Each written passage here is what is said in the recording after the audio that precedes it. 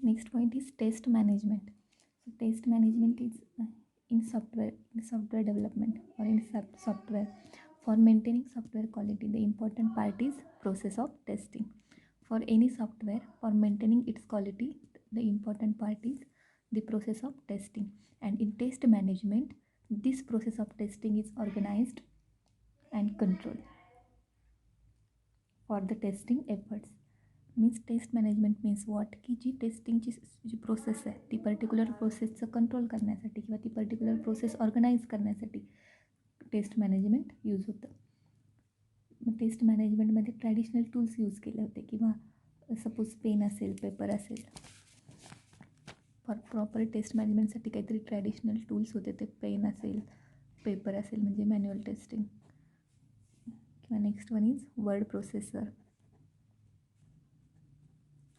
Next one is spreadsheets. These traditional tools are used in test management for organizing and controlling the process of testing. And larger testing efforts means spreadsheet, having more data, database, large database, software test management solutions, etc. Generally, test management allow different teams to plan, develop, execute and access all testing activities. Means काय की taste management allow करतं different टीम्सला की तुमचं taste जे काही plan असेल ते किंवा तुम्ही जे प्लॅन डेव्हलप करताय एक्झिक्यूट करताय ते सगळे पर्टिक्युलर ज्या काही टेस्टिंगच्या ॲक्टिव्हिटीज असतील त्या पर्टिक्युलर टेस्टिंगच्या ॲक्टिव्हिटीज प्लॅन करण्यासाठी डेव्हलप करण्यासाठी किंवा एक्झिक्यूट करण्यासाठी टेस्ट मॅनेजमेंट अलाव करतं नंबर ऑफ टीम्सला. मग त्याच्यामध्ये सब पॉईंट आहे चॉईस ऑफ स्टँडर्ड्स. तर चॉईस ऑफ स्टँडर्ड्स मीन्स काय की standards are defined to provide exact meaning to any subject. Standard means काय standards are defined to provide exact meaning to any subject. Means काय तर standards obviously use केलेत for the purpose of to defining software quality. Means standards are defined to provide exact meaning to any subject. And there are standards for every activity which is the part of software development life cycle. Software development life सायकलमध्ये number of testing activities असणार आहे. Each ॲक्टिव्हिटीजसाठी काहीतरी standards define केलेले असतात. मग ते एक ते एक्सटर्नल स्टँडर्ड्स असतील as well as internal standards असतील. आणि तुमच्या सॉफ्टवेअर डेव्हलपमेंटमध्ये किंवा तुमच्या सॉफ्टवेअर टेस्टिंगमध्ये स्टँडर्ड्स आर डिफाईन आणि यूज फॉर. आता पहा तुमच्या सॉफ्टवेअरमध्ये किंवा तुमच्या टेस्टिंग फील्ड्समध्ये किंवा सॉफ्टवेअर डेव्हलपमेंट लाईफ सायकल फील्डमध्ये स्टँडर्डचा पर्पज काय की ते डिफाईन केले जातात for the use for coding, testing, reviewing, designing and requirement analysis phase. मग स्टँडर्डचा यूज कधी होतो in software development and testing field. Standards are define and used for coding, testing, reviewing, designing and requirement analysis phase. मग आता generally testing स्टँडर्डचे 2 types आहेत, external standards and internal standard. See there are 2 types of testing standard. First is external standard and second is internal standard. Standard means एक काहीतरी suppose आपण पाहतो एक mark ISO mark. ISO is nothing but standard. मग ते जर particular प्रोडक्टला ISO mark असेल तर ऑब्वियसली ते जे पर्टिक्युलर प्रोडक्ट आहे ते नंबर ऑफ टेस्टिंग फेजमधनं गेलेलं असणार आहे प्लस त्याची क्वालिटी ऑलरेडी डिफाईन केलेली असणार आहे.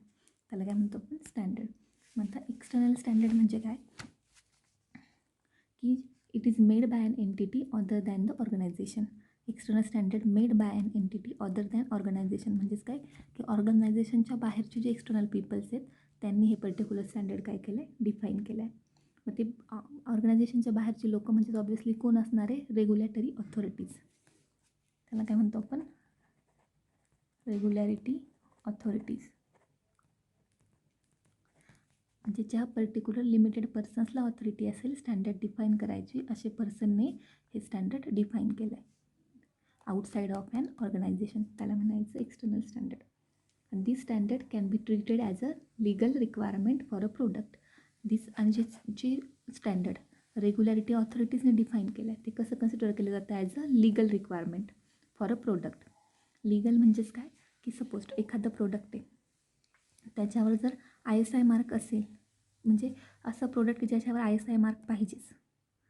सपोज तुम्ही एखादं प्रोडक्ट कन्सिडर करा की ज्याच्यावर आता नंबर ऑफ प्रोजेक्टवर आहेत ऑलरेडी बट असं एखादं इलेक्ट्रॉनिक प्रोडक्ट आहे की त्याच्यावर आता त्याच्यानं सपोज त्या इलेक्ट्रॉनिक प्रोडक्टमध्ये काहीतरी प्रॉब्लेम झाला किंवा काहीतरी फॉल्ट ऑकर झाला तर त्याचं ते हार्मफुल असू शकतं ह्युमनसाठी. सो ते टेस्टेडच पाहिजे. सो जर ते पर्टिक्युलर इलेक्ट्रॉनिक प्रोडक्टवर जर ISI मार्क असेल तर त्याचा मिनिंग काय होतं की ते लिगली टेस्टेड केलं आहे by ISI standard. So it is made by an entity other than organization. Outside of ऑर्गनायझेशनने डिफाईन केलं आहे, त्याला म्हणतो रेग्युलॅरिटी ऑथॉरिटीज, आणि ते as a treated as a legal requirement for a product.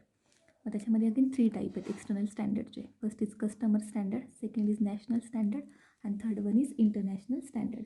आता कस्टमर स्टँडर्ड म्हणजे काय की जे obviously define by customer. Customer standard, the standard which is define by customer is called as customer standard. मग त्याचं aim काय की customer standard define करायचं. This standard is define or lies in the business requirement of certain product.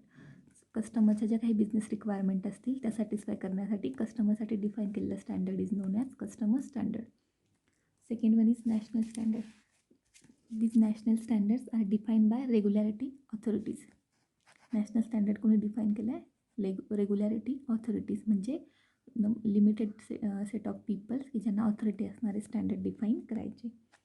मग these standards are applicable to both producer as well as customer.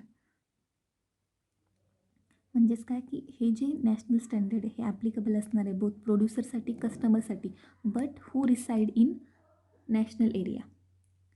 म्हणजेच काय की particular एका सिटीसाठी पर्टिक्युलर एरियामधल्या जे काही प्रोड्युसर आहेत आणि कस्टमर आहेत त्या लोकांसाठी हे स्टँडर्ड काय केलं आहे डिफाईन केलं आहे.